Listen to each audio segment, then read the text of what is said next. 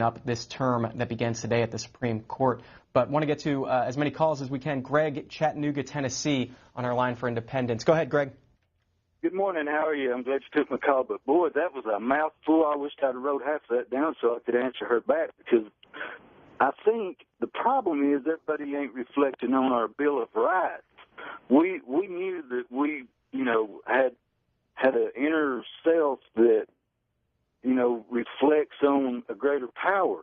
And so that's why we put God in the Bible. I'm not a big religious type of person, but I do have that knowledge that in order to implement gay folks into the institution of marriage, that would upset everything so bad, because it's not the same type of relationship. They can't produce children.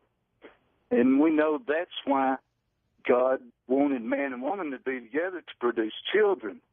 So she said a whole lot of stuff. I wish I could have thought of half of it. Well, Greg, can I ask you, Jeff writes in on our Twitter page on that topic of being able to have children and asks, what about men and women in heterosexual marriages who don't end up having kids? What about it? Whether that goes along with what you were saying about the reason for marriage. Right. You don't have to have kids. It's not a law. Of course, don't tell the government. They might make one. But, yeah, I see what you're saying. But and I don't condone it and I don't condemn it, gay actions, but they need to make a new institution.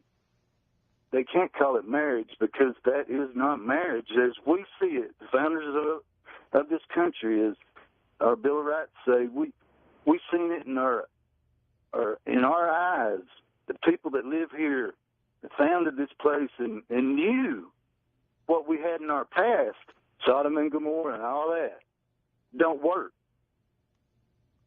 Greg in Chattanooga, Tennessee. One other bit of news want to let you know about one of the members of Congress, the oldest ever member of